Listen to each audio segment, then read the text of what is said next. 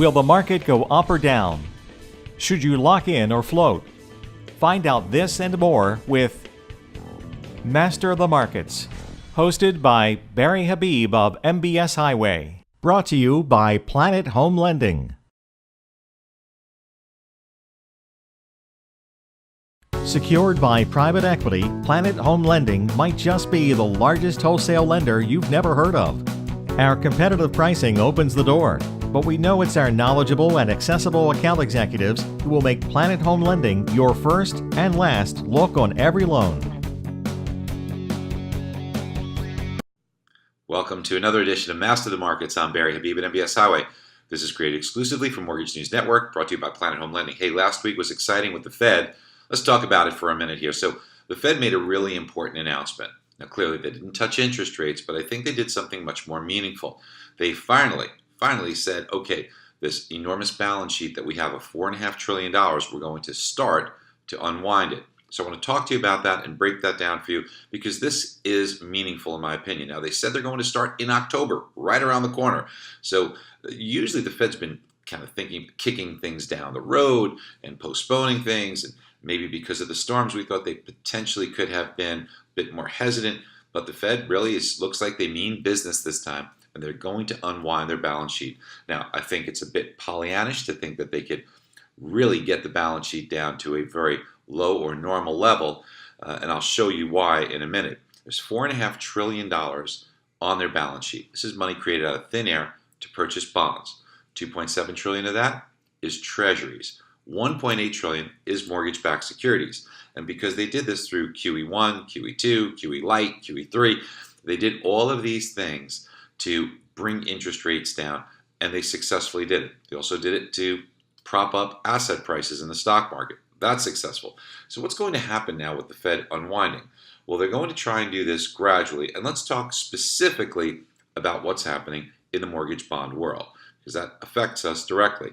Now, quantitative tightening, when you think about what's going to be going on here, first of all, what's the little known secret is that the Fed is still buying mortgage bonds. Even though QE1, 2, Lite, and 3 are over, they're currently buying $25 billion or so a month of mortgage bonds. How do they do that?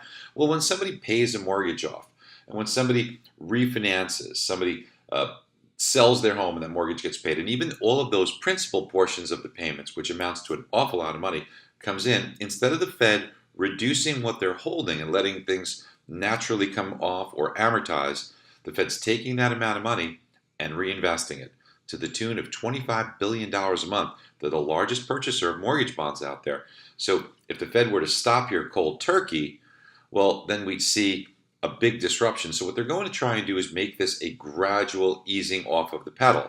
Now, people think the Fed is going to be selling. They're not selling, okay? They're just going to be buying less. How much less?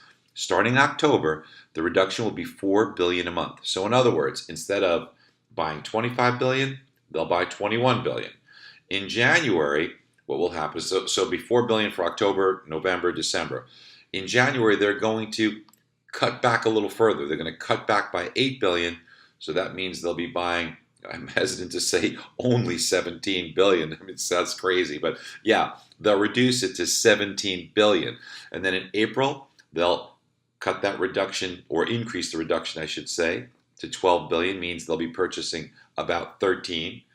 In July, they'll step it again to now be purchasing $9 billion, and eventually they're going to hit a target of $20 billion. Now, while they're doing this, they're going to be doing the same thing with treasuries, and if you multiply it by 1.5 times on the treasuries, that's exactly what they'll be doing. So they're going to be reducing their purchases of mortgage backs by $20 billion and treasuries by $30 billion.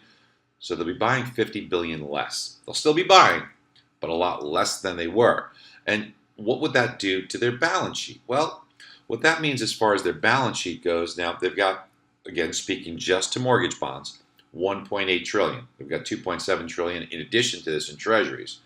So the first year, because it's kind of staircased up, they're going to get rid of $120 billion off their balance sheet, because naturally things will roll off now. Things will amortize. They're not going to be buying back everything that's running off. So their balance sheet will drop from $1.8 trillion to $1.68. In 2019, if they stay with the program, they'll take off another 240. That's 20 billion a month less, so now it's 240. They'll come off, and you could see the drop off to get to a level that the Fed wants to get to. It'll take till 2025. And here's why I think it's Pollyannish, and here's why I really think it's kind of unrealistic that this is going to happen.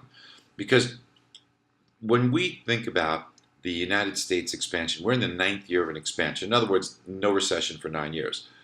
We've never really gone in excess of 10 years without a recession. Recessions are cyclical.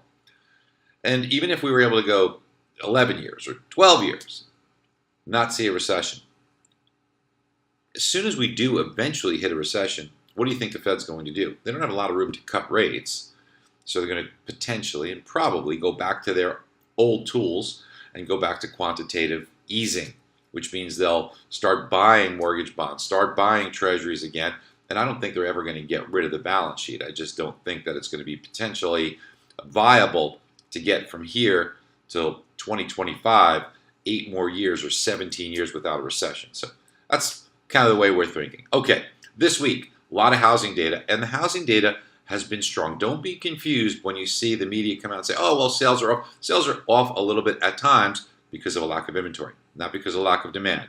You know, in the latest report from last week, we see that 51% of homes are selling in less than 28 days. It's amazing how quickly things are going off the shelves if they're priced correctly. You know, there's a lot of homes, as you know, that are unrealistically priced. People put flyers out there to say, hey, look, I'll put it up for this much. If I get it, great. Otherwise, I won't move.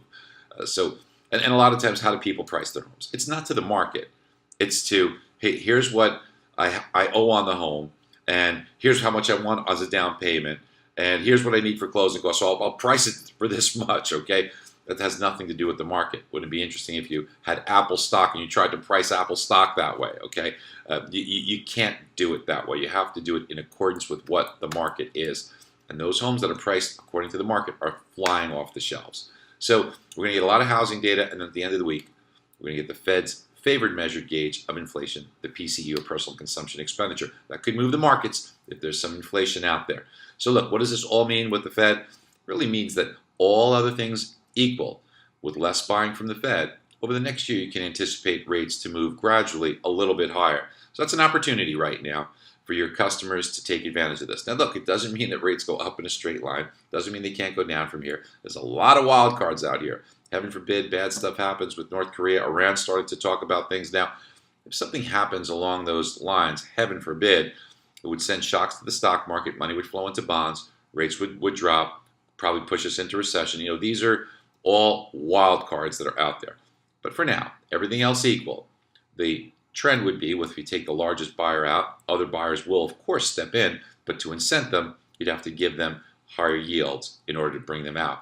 So expect a gradual, slow, slight, gradual increase in rate. All right, talk to you guys next week. Hey, if you haven't done so, get on MBS Highway. You're kidding me? It's an amazing tool, so many features. And you have to be smarter than your competition in this marketplace. Just do it. Talk to you soon. Bye. Feel the difference of what a decentralized operation makes.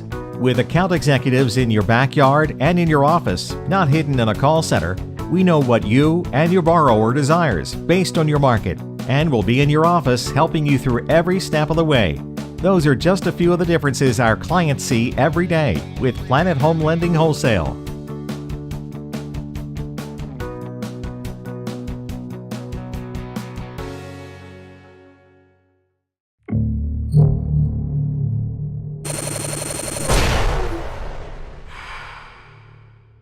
This is Mortgage News Network.